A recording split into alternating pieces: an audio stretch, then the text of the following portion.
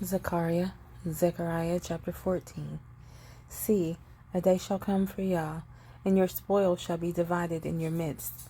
And I shall gather all the nations to battle against Jerusalem. And the city shall be taken, the houses plundered, and the women ravished. Half of the city shall go into exile, but the remnant of the people shall not be cut off from the city. And Yah shall go forth, and he shall fight against these nations, as he fights in the day of battle. And in that day his feet shall stand upon the Mount of Olives, which faces Jerusalem on the east. And the Mount of Olives shall be split in two, from east to west, a very great valley, and half of the mountain shall move toward the north, and half of it toward the south. And you shall flee to the valley of my mountain, for the valley of the mountains reaches to Atzal. And you shall flee, as you fled from the earthquake in the days of Uzziah, sovereign of Yehudah. And Yah my Elohim shall come, all the set apart ones with you. And in that day it shall be, there is no light, it is dark. And it shall be one day which is known to Yah, neither day nor night, but at evening time there shall be light. And in that day it shall be that living waters flow from Jerusalem, half of them toward the eastern sea, and half of them toward the western sea, in summer as well as in winter. And Yah shall be sovereign over all the earth. In that day there shall be one Yah, and his name one.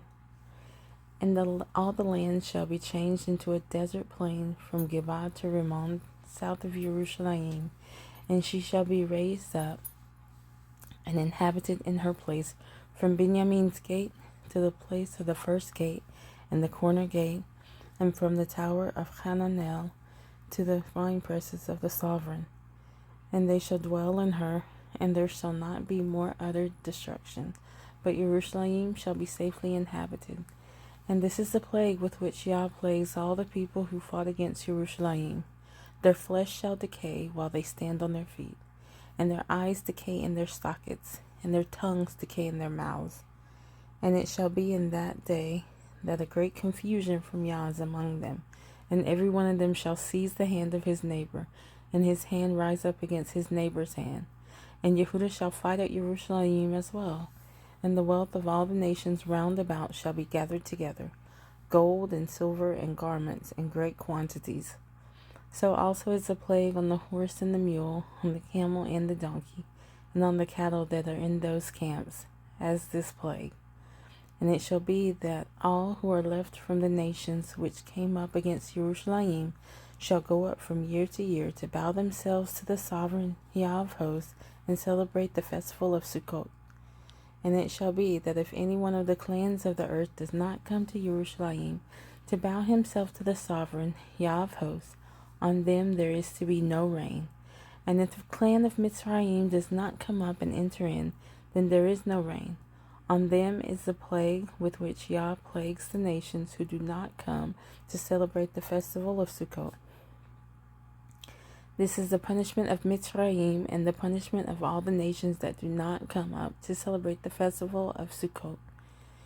In that day set apart to Yah shall be engraved on the bells of the horses, and the pots in the house of Yah shall be like the bowls before the slaughter place.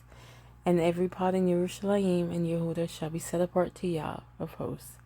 And all those who slaughter shall come and take them and cook them, and there shall no longer be a merchant in the house of Yah of hosts in that day.